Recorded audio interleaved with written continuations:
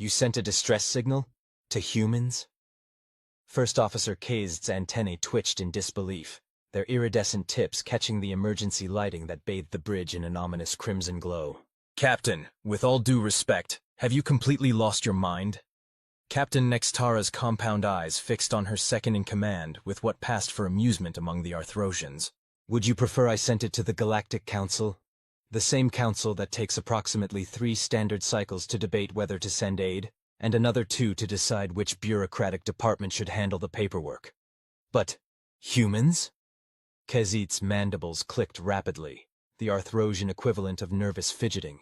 They're Deathworlders! Savages! Did you skip Xenostudies 101? Their planet has active volcanoes, regular atmospheric electrical discharges, and fluctuating gravitational forces they call tides. They evolved on a world that actively tries to kill them. Precisely. Nextara's antennae waggled in satisfaction. And right now, we have a Ravager battle fleet bearing down on our colony. I'd say we could use some folks who are intimately familiar with surviving against all odds.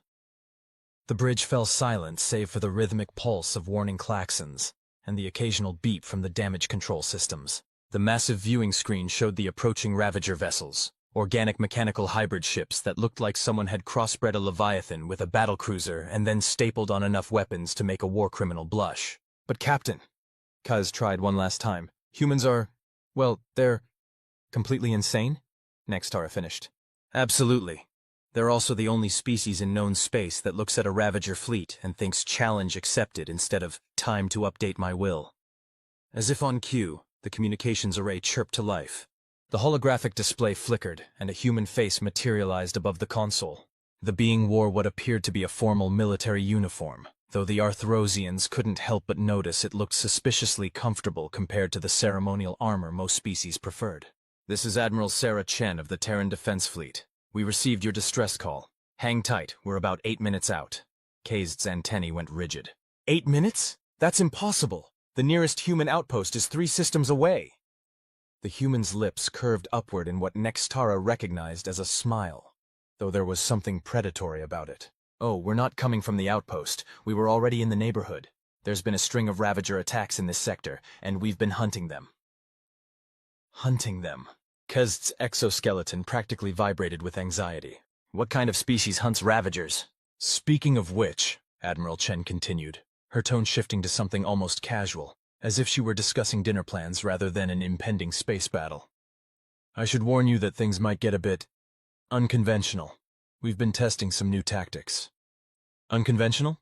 Nextara's mandibles twitched with curiosity. How so? Well, the Admiral's smile widened. Let's just say we've finally figured out how to weaponize human boredom.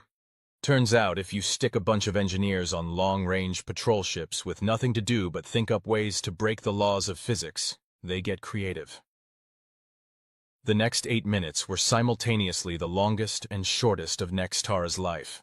The Ravager fleet drew closer, their biomechanical ships pulsing with sickly green energy. The colony's automated defenses were holding, but barely. And then, space twisted.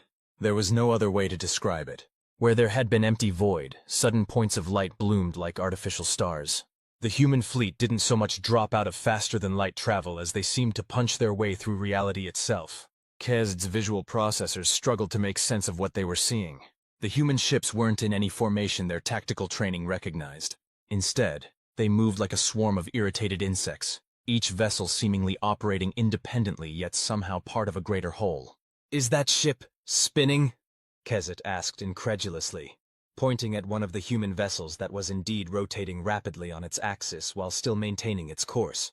Oh, that's the Fibonacci, Admiral Chen commented as if this was perfectly normal. Commander Rodriguez figured out that if you spin the ship at exactly the right frequency while firing the main guns, you can create a spiral pattern of plasma torpedoes that's really pretty to look at, and absolutely hell on enemy targeting systems. Plus, the crew thinks it's fun. Fun? Kazet's translator must have malfunctioned. They're doing this for fun? Well, partially for tactical advantage, Chen admitted, but mostly because someone bet Rodriguez she couldn't make an entire Ravager fleet seasick. What followed was perhaps the most bizarre space battle in recorded history. The human ships moved in ways that made stellar cartographers weep and physics professors question their life choices. One vessel would charge straight at a Ravager ship, only to execute a maneuver that looked like a caffeinated hummingbird having a seizure. Another seemed to be playing what the humans called skip rope, with its own energy wake. And through it all, the human crews were chatting. The command channel was filled with casual conversation, jokes, and what appeared to be an ongoing debate about whether or not a Ravager bioship could be classified as a seafood dinner. Did that ship just use another ship as a baseball bat? Next, Tara asked, her compound eyes struggling to process the scene before her. That would be Lieutenant Commander Zhang, Chen explained. She used to play softball in college. Said she missed the feeling of a good home run. The Ravager fleet, faced with an enemy that simply refused to behave according to any known tactics or even the basic laws of nature, began to show signs of confusion. Their usually coordinated attacks became erratic. Some ships actually started to retreat, only to find their path blocked by human vessels that had somehow predicted where they'd run to. Not through any advanced calculations, but because, as one human officer put it, that's where I'd go if I was having a really bad day. In less than 30 minutes, it was over. The Ravager fleet was either destroyed, disabled, or in full retreat. The colony was saved, and the human ships were comparing scores? Final tally, Admiral Chen announced, sounding entirely too pleased with herself. Zhang takes the lead with 8 confirmed kills, and what the judges are calling the most creative use of gravitational slingshot effects in military history. Rodriguez gets bonus points for making 3 Ravager ships crash into each other while playing Flight of the Bumblebee with her ship's maneuvering thrusters, and special mention to the USS Improbable for proving that yes, you can drift in space if you try hard enough. Next, Tara and Cadet stood in stunned silence, watching as the human fleet began what appeared to be victory laps around the battlefield. Some ships were collecting debris samples. For science, they claimed, though the gleam in their eyes suggested for souvenirs might be more accurate. Thank you, Nextara finally managed to say. We are in your debt. Oh, don't mention it, Chen waved dismissively. This was actually a great opportunity to field test some theories, though I should probably mention that our after-action report might break your xenopsychologists. Fair warning. As the human fleet prepared to depart, Cadet turned to their captain. I apologize for doubting your decision, Captain, though I still don't understand. Understanding humans isn't the point, Next Tara interrupted, her antennae waving in what might have been amusement or existential dread. It was hard to tell. The point is that when the universe throws horror and death at them, they throw back physics-defying maneuvers and terrible puns, and somehow, it works. Also, Chen's voice came through one final time. We're leaving a small contingent behind to help upgrade your defensive systems. Fair warning, our engineers are enthusiastic. Try not to let them convince you that converting your entire moon into a giant paintball gun is a good idea. Though, between you and me, their calculations on that one actually checked out. As the human ships disappeared back into whatever impossible space they had emerged from, leaving behind a thoroughly confused but very much alive colony, Kest made a mental note. In future Xeno-studies courses, perhaps they should add a new classification for humans. Not just Deathworlders, not just sapients, but something entirely unique. A species that looked at the fundamental laws of reality not as rigid rules, but as interesting suggestions.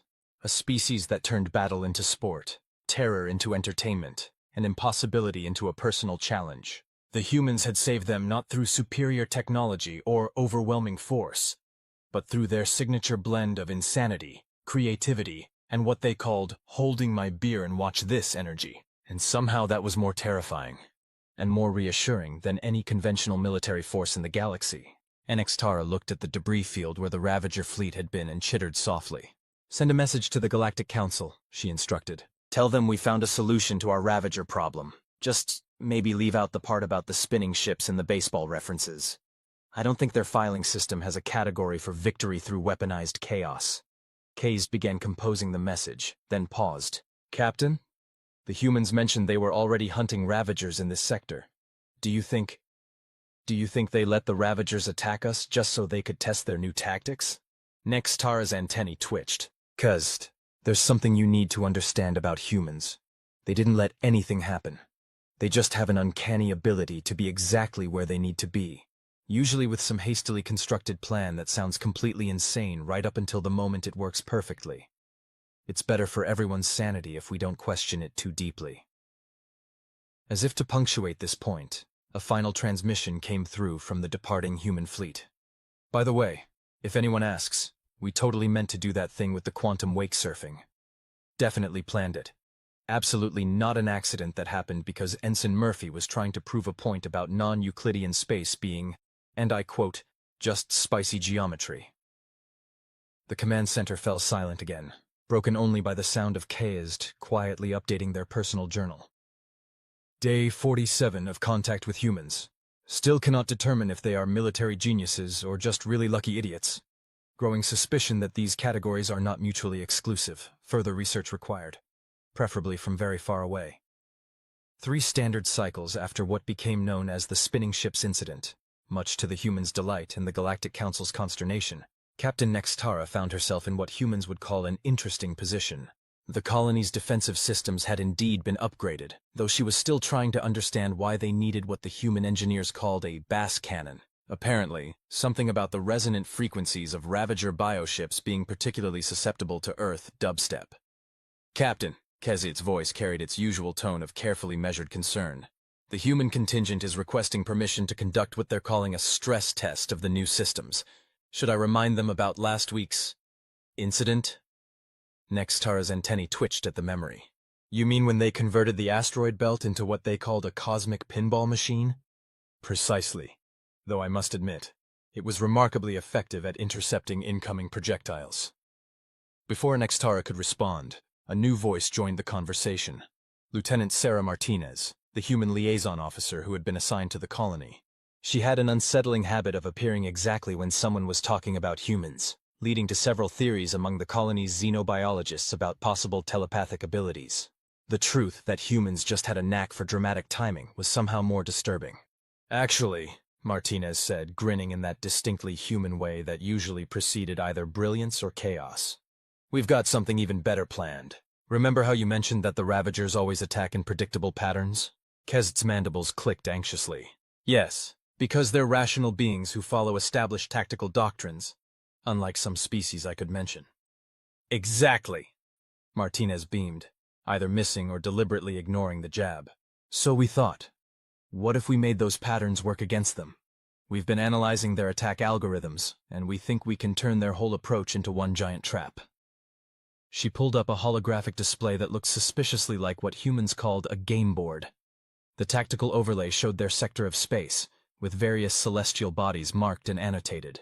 What caught Nextara's attention were the numerous arrows, circles, and what appeared to be crude drawings of smiley faces scattered throughout. Are those emoji in a military tactical display? Kezd asked, their translator struggling with the concept. Oh yeah, Martinez nodded enthusiastically. We found it helps visualize the plan better. See, the smiley faces are where we want them to think they have an advantage. The winky faces are our actual defensive positions, and the laughing faces are, well, you'll see. What followed was perhaps the most comprehensive battle plan Nextara had ever seen, presented in a way that made her question everything she knew about military strategy. The humans had essentially turned space itself into an elaborate prank, complete with false sensor readings, holographic decoys, and something called space glitter that Martinez assured them was both tactical and fabulous. But won't the Ravagers detect these preparations? Nextara asked, her tactical training warring with her growing appreciation for human ingenuity. Martinez's grin turned predatory. That's the best part. We're not hiding any of it. In fact, we're making it obvious. Because what's the one thing no rational military commander would ever do? Set up an obvious trap? Kezit ventured. Exactly. So when they see it, they'll assume it can't possibly be a trap because no one would be that blatant about it. They'll think we're just being typically chaotic humans, probably showing off or something. And then... She pressed a button, and the holographic display transformed. What had looked like random defensive positions suddenly connected into a pattern that made Nextara's compound eyes hurt. It was beautiful, terrifying, and somehow reminded her of what humans called a Rube Goldberg machine. You're going to use their own precision against them, Nextara realized, her antennae quivering with a mixture of horror and admiration. Every evasive maneuver in their tactical database will lead them exactly where we want them, Martinez finished. We're calling it Operation Mousetrap because, well... She gestured to the display which, when viewed from above, did indeed resemble an elaborate terrestrial rodent capture device. Kezd was quiet for a long moment, their antennae twitching rapidly as they processed the implications. This is insane, they finally declared. It relies on too many variables. The timing would have to be perfect. The Ravagers would need to react exactly as predicted. The smallest miscalculation could result in spectacular success, Martinez suggested cheerfully. Because here's the thing about humans and probability. We tend to bend it, like a lot. We call it the hold my beer factor. I don't want to know what that means, do I? Cadet asked. Probably not, but you're going to find out anyway, because our long-range sensors just picked up a Ravager scout fleet. Looks like we get to test this baby ahead of schedule. What followed was either the most brilliant military operation in the sector's history, or the galaxy's most elaborate practical joke. Possibly both. The Ravager scouts arrived to find what appeared to be a poorly defended colony, protected by scattered defensive installations that seemed to have been placed by throwing darts at a star chart. They followed their tactical protocols perfectly. They probed the apparent weaknesses, identified optimal attack vectors, and began their standard attack pattern. And that's when everything went sideways. Literally, in some cases, as entire sections of space seemed to rotate around fixed points of what Martinez called tactical shenanigans. The base cannon, it turned out, was not just for show. When combined with the strategically placed gravitational anomalies, which the human engineers swore they hadn't created, just encouraged to be more interesting, it created what one human described as a cosmic mosh pit. Ravager ships found themselves caught in what could only be described as a choreographed dance of destruction, each evasive maneuver leading them perfectly into the next trap. Did we just turn space combat into a musical? Kizd asked, watching as another Ravager ship pirouetted unwillingly into a field of what was definitely space glitter, which turned out to be highly reflective particles that played havoc with their targeting systems. Complete with a light show, Martinez confirmed, looking far too pleased with herself. Wait until you see the finale. We call it the Disco Inferno sequence. The Ravager scouts never stood a chance. Their perfectly calculated responses to each threat led them through a cascading series of increasingly improbable situations, until finally, the survivors found themselves boxed in by their own escape routes, surrounded by a sphere of defensive platforms that had somehow synchronized their energy fields to create what looked suspiciously like a disco ball effect. Should we offer them a chance to surrender? Nextara asked, watching as the remaining Ravager ships tried to make sense of their situation. Oh, we already did, Martinez said. We've been broadcasting the surrender terms on all frequencies, set to the rhythm of staying alive because, well, seems appropriate.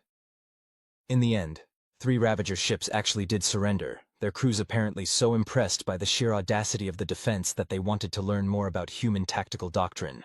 The rest tried one final coordinated escape attempt, only to discover that their carefully plotted exit vector took them straight through what the humans had dubbed the party zone. Kazed watched the final moments of the battle with an expression that suggested their entire understanding of military strategy was undergoing a severe existential crisis. We should update the Xeno-Studies curriculum again, they said finally. Add a note. Humans don't just ignore probability. They take it out to dinner, show it a good time, and then convince it to help them gaslight the entire universe. Nextara nodded sagely, her compound eyes fixed on the tactical display where Martinez was already planning improvements to what she called version 2.0, now with more cowbell. You know what the scariest part is? Cadet continued. This isn't even their final form. They're still coming up with new ideas. Just yesterday, I heard one of their engineers talking about something called weaponized interpretive dance. Did it involve the base cannon? Everything involves the base cannon. I'm starting to think it's their answer to every tactical question. Martinez, who had been quietly humming what she claimed was appropriate battle music, looked up with that now familiar gleam in her eye. Actually, we've been thinking. You know how Ravager ships use biological components? Well, what if we could make them dance? Like, literally dance. We've been running some experiments with rhythm-based resonance patterns. Nextara and Cadet shared a look that transcended species barriers. The universal expression of, here we go again. But neither of them could deny the results. The colony was safe. The Ravagers were developing an apparent phobia of Earth music, and somewhere in the universe, the laws of physics were probably filing a formal complaint. And so began what would eventually be known throughout the galaxy as the Tactical Entertainment Revolution, where human military doctrine officially classified style points as a valid strategic consideration. The Galactic Council never did figure out how to properly categorize it in their reports, eventually settling for a new classification. Human Standard Chaos. Approved. Kazed made one final entry in their journal that day. Day 137 of human contact. They're starting to make sense to me. I should probably be more worried about that than I am. In unrelated news, I find myself humming something called disco music during tactical briefings. Send help. The Galactic Council's quarterly review meeting was proceeding with its usual glacial pace when Ambassador Chen, formerly Admiral, now promoted to Chief of Making Other Species Question Their Sanity, took the podium. The massive chamber, designed to accommodate representatives from over 300 species, fell into an uneasy silence. Ladies, gentlemen, and beings of indeterminate or fluctuating gender, Chen began, her smile carrying that distinctive human blend of diplomacy and barely contained mischief. I'm here to present our report on the successful implementation of the Human Arthrosian Joint Defense Initiative, or as we like to call it, Operation Party Time. High Counselor Vexanth, a being composed primarily of crystalline structures and dignity, adjusted their resonance frequency to indicate attention. We have... Ambassador. I thought you might, Chen replied, pulling up a holographic display that immediately violated several of the Council's regulations about proper presentation formats. For one thing, it had animated transitions. For another, it appeared to be playing something called background music. According to these reports, Vexanth continued, their crystalline structure vibrating with what might have been concern or indigestion. Your defensive strategies include, and I quote, tactical dance parties, weaponized SAS, and something called a base cannon that apparently makes Ravager ships, and again, I quote, drop the beat along with their shields. The base cannon was actually one of our more conservative innovations, Chen noted cheerfully. Wait until you hear about the quantum conga line. Meanwhile, back at the Arthrosian colony, Lieutenant Martinez was conducting what she insisted on calling a percussion-based tactical readiness drill. KZ, who had somehow become the designated observer of human insanity, watched with a mixture of horror and fascination as human engineers synchronized the colony's defensive grid to something called the electric slide. You see, Martinez explained, gesturing to a holographic display that looked suspiciously like a DJ's mixing board. We noticed that Ravager ships communicate using biorhythmic pulses, so we thought, what if we could make them groove? Groove? KZ's translator offered several possible definitions, none of which seemed appropriate for military applications. Yeah, you know, get down with their bad selves, bust a move, cut a rug. Though in space, I guess it's more like cutting void. But you get the idea. Before KZ could point out that they absolutely did not get the idea, the long-range sensors picked up an anomaly. A massive Ravager vessel, easily twice the size of anything they'd encountered before, had just emerged from FTL travel. Oh, perfect! Martinez exclaimed with what KZ felt was entirely inappropriate enthusiasm. We can test the new synchronized defense protocol. Back at the Galactic Council, Chen was in the middle of explaining what humans called psychological warfare, Dance Dance Revolution Edition, when her communicator chimed. The message that scrolled across her display caused her diplomatic smile to shift into something that made several council members instinctively activate their protective fields. I apologize, she announced, but it seems we have a live demonstration opportunity. Would the council care to observe a practical application of our new defensive doctrine? High Counselor Vexanth's crystalline structure vibrated in what might have been resignation. Will this demonstration involve violations of physics, common sense, or both? Oh, absolutely, Chen confirmed cheerfully. Probably several laws of thermodynamics, too, but they started it by evolving biological weapons platforms, so, really, who's to say what's conventional anymore? The council chamber's main display activated, showing a real-time feed from the Arthrosian colony. The massive Ravager vessel, which apparently served as some sort of command ship, was approaching with what it probably thought was menacing intent. What happened next would later be described in official reports as the biggest dance-off in galactic history. The colony's defensive grid activated, but instead of the traditional energy barriers and weapon systems, it began emitting precisely calibrated pulses of both electromagnetic and acoustic energy. In space, somehow. Are they playing something called Staying Alive at the Ravager ship? One council member asked incredulously. Just wait, Chen advised, looking entirely too pleased with herself. This is just the warm-up. The massive Ravager vessel, confronted with what amounted to a galactic-scale disco ball effect, began to exhibit signs of confusion. Its biological components, which usually gave it superior coordination and response times, started responding to the rhythm. The ship's movements became less aggressive and more rhythmic. The thing about biological warfare, Chen explained to the stunned council, is that biology tends to respond to certain fundamental patterns. Music, rhythm, dance. These aren't just human inventions. They're mathematical principles expressed through motion. And when you have a bioship that's basically one giant nervous system. The feed showed the Ravager vessel now fully caught in what Martinez was enthusiastically calling the groove.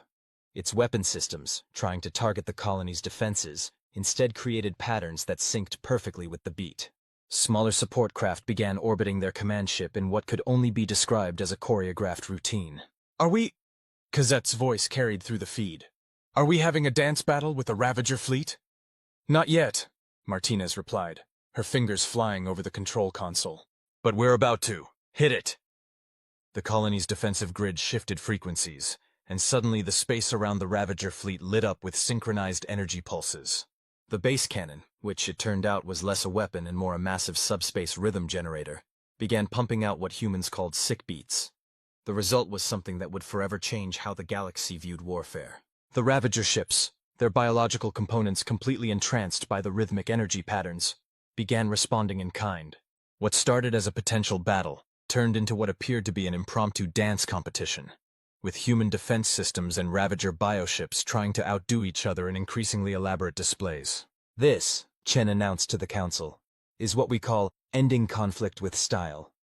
Notice how their weapon systems have been completely neutralized, not through destruction, but through what our xenobiologists are calling enforced participation in sick dance moves.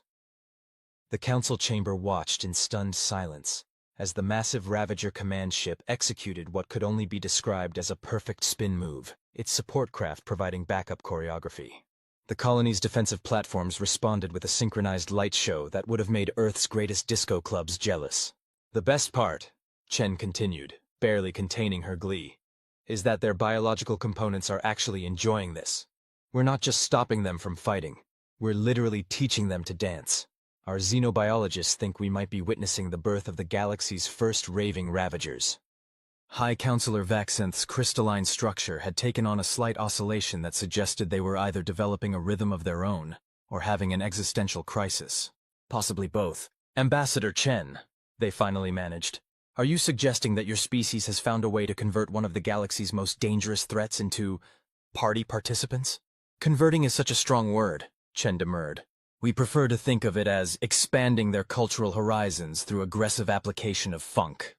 The feed from the colony showed the Ravager fleet now fully engaged in what appeared to be a synchronized dance routine. Their weapon ports, instead of charging energy blasts, were creating light shows that perfectly complemented the colony's defensive grid.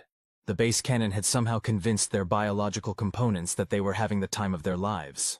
We expect full integration within the next few hours, Martinez's voice reported cheerfully. Some of the smaller ships are already asking about dance lessons. Also, I think we just accidentally invented space raves. Sorry about that. Kind of. Cazet's final journal entry for the day read, Day 189 of human contact. They've weaponized dancing. The Ravagers never stood a chance. Current hypothesis. Humans aren't just death worlders, they're party worlders. The galaxy may never recover. Also, I find myself tapping my appendages to something called disco. Send help, but make it funky. The Galactic Council, faced with irrefutable evidence that humans had found a way to defeat one of the galaxy's greatest threats through the power of dance, did the only thing they could. They classified the entire incident under a new category of warfare. Tactical entertainment with extreme prejudice. And somewhere in the vast expanse of space, a Ravager command ship executed a perfect moonwalk, proving once and for all that in the face of human creativity, even the most fearsome enemies might just decide to join the party instead. The success of what became known as the Great Galactic Dance-Off had far-reaching implications that nobody, not even the humans, could have predicted. 3 months after the incident, Captain Nex Tara found herself addressing a most unusual delegation. Reformed Ravager ships requesting dance instruction. Let me ensure I understand this correctly, Nextara said, her compound eyes fixed on the holographic representation of the Ravager diplomatic envoy. You want to establish a permanent cultural exchange program? The Ravager representative, a bioship that had taken to calling itself DJ Alphabeat, pulsed with rhythmic bioluminescence that somehow matched the background music it was perpetually playing. Affirmative. Our species has experienced what humans call an artistic awakening. We find ourselves unfulfilled by mere conquest. Lieutenant Martinez, who had been promoted to Chief of Interspecies Groove Relations, a title she had made up but everyone was too afraid to question, nodded sagely. It's actually quite beautiful. Their biological components have an incredible capacity for rhythm once they're not focused on destroying everything. Kezd, whose role had officially evolved to Chronicler of Human-Induced Chaos, was updating their journal in real time. Day 267 of human contact. Former enemies now requesting dance lessons. Universe continues to make less sense by the day. Beginning to suspect this was humans' plan all along. The meeting was interrupted by an urgent transmission from Ambassador Chen at the Galactic Council. Her holographic form materialized with what appeared to be a party hat askew on her head. Good news, everyone. The Council has officially recognized tactical entertainment as a legitimate form of diplomatic engagement. Also, you might want to prepare for visitors. A lot of visitors. Visitors? Nextara's antennae twitched questioningly. Well? Chen grinned. It turns out that when you successfully convert an aggressive species through the power of dance, other species get interested. We've received formal requests from 17 different civilizations wanting to observe what they're calling the human approach to conflict resolution. The Crystalline Confederation is particularly interested in something they're calling resonance-based peacekeeping. The implications hit Kezd like a bass drop. You mean? Yep, Martinez beamed. We're basically running the galaxy's first combination military academy and dance school. The humans are calling it Starfleet Academy of Performing Arts and Tactical Excellence. SFPATE for short. That's not even a proper acronym, Kezd protested weakly. We know. We just wanted to see if we could make you try to pronounce it. The following weeks saw the Arthrosian colony transform into what could only be described as a cosmic cultural center. The humans, with their characteristic enthusiasm for breaking down barriers, both metaphorical and occasionally physical, had somehow managed to turn military defense training into performance art.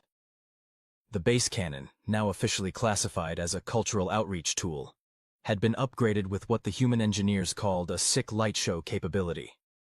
The defensive grid doubled as the galaxy's largest dance floor, with synchronized energy patterns that could switch from defensive formations to choreographed displays at a moment's notice. Even the Ravagers, once the scourge of civilized space, had found their calling. Their biological ships, it turned out, were capable of creating stunning visual and acoustic displays when not focused on warfare. The first joint human Ravager performance, titled Rhythm of the Void, attracted delegations from across the galaxy. You know what the really interesting part is? Martinez commented one day, watching as a group of crystalline beings attempted to master something called the robot, with mixed success. We didn't actually change anyone. We just showed them there were better ways to use their abilities. Kezd, who had somehow been roped into teaching a class on Arthrosian interpretive combat movement, another thing that apparently existed now, nodded thoughtfully. It's still technically warfare doctrine, isn't it? You've just changed the definition of victory. Exactly! Chen's voice came through the comm system. She had a habit of joining conversations at the most narratively appropriate moments. Traditional warfare is about defeating your enemy. Human warfare, it turns out, is about making your enemy question their life choices so hard they become your students instead. The Galactic Council, meanwhile, had been forced to create an entirely new department, the Bureau of Unconventional Peaceful Resolution through Novel Cultural Integration and Networking Guidance, or Burn Dancing, as the humans insisted on calling it, much to the Council's linguistic specialists' despair.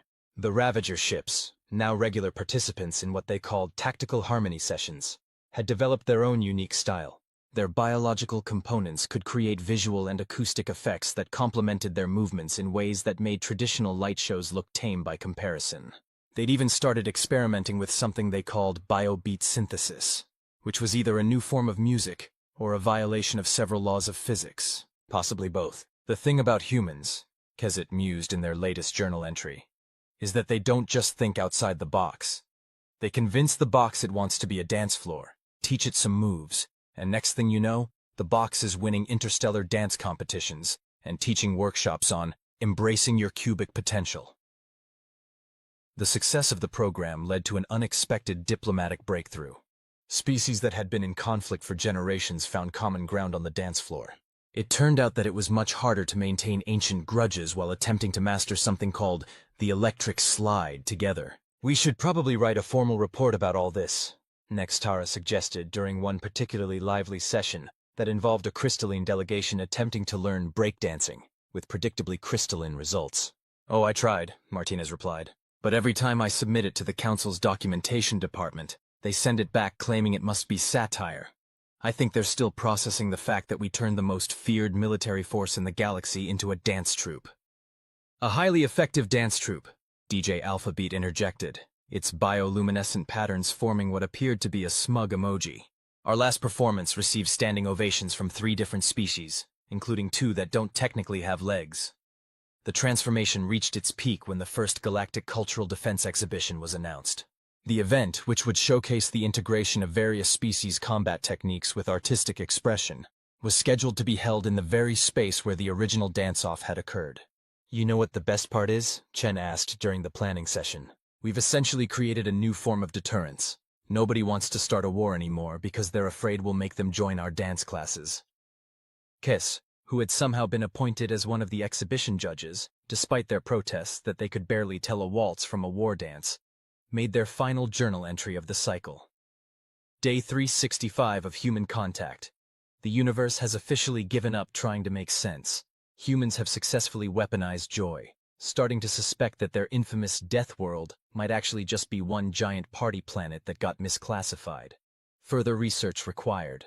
But first, I apparently need to judge a performance piece called Synchronized Space Combat Ballet, Send Help, or Dance Shoes.